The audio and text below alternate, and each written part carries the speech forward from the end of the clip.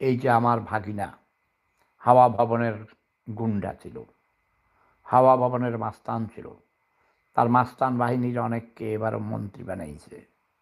আমি চিনি, সব বেড়ারা চিনি, ওকে। এদের শতকরা ৯৯ হলো চোর, লাঠিয়াল, মাস্তান, মিথ্যুক, ধোঁকাবাজ, প্রতারক, চান্দাবাজ। ওইসব চান্দাবাজদেরকে বেশি দিন চালাইতে পারবে না ভাগিনা। ওই যে ট্রান্সপোর্টে নাকি সমঝোতার ভিত্তিতে যদি চান টাকা আদায় করে, সেটা নাকি চান্দা না। ওই মন্ত্রী এটারে জুতা মাইরে ভাগাই দেওয়া, এক্ষুনি বাসর রাইতেই বিড়াল মারতে হয়। ওই মন্ত্রী এটারে ভাগাইয়া দাও, কি রবিউল না কি নাম, এটা চেহারা দেখলেই চোরের মতো লাগে। এটারে ভাগাইয়া দাও এক্ষুনি, দ্রুতভাগে এটারে চাকরি নট করে দাও। ওখানে টেকনোক্রেট মন্ত্রী হিসাবে হাবিবুর রহমান হাবিবকে মন্ত্রী বানাও, বুঝছো?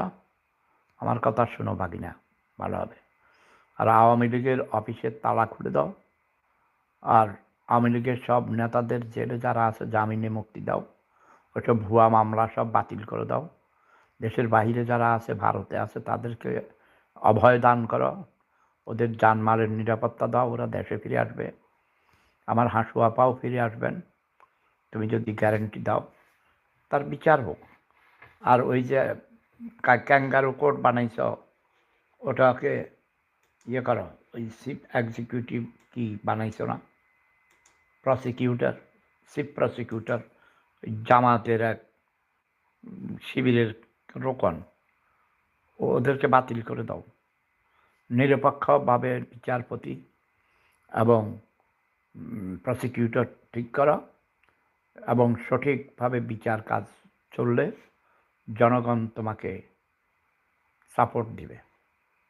জনগণকে যদি আমি খেপাইয়া দেই, তাহলে তো বুঝুই বাংলাদেশের শতকরা ৯৯.৯৯% মানুষ আমাকে ভালোবাসে। আমি যেটা বলি তারা সেটা বিশ্বাস করে, কারণ আমি মিথ্যা কথা বলি না এবং ন্যায়ের কথা বলি, অন্যায়ের প্রতিবাদ করি।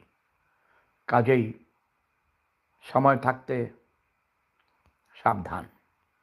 অতিরিক্ত বাড়াবাড়ি করবে না, মিথ্যাচারিতা করবে না, ধোঁকাবাজি করবে না, ভণ্ডামি করবে না, বেশি টাকার লোভ দেখাইবে না।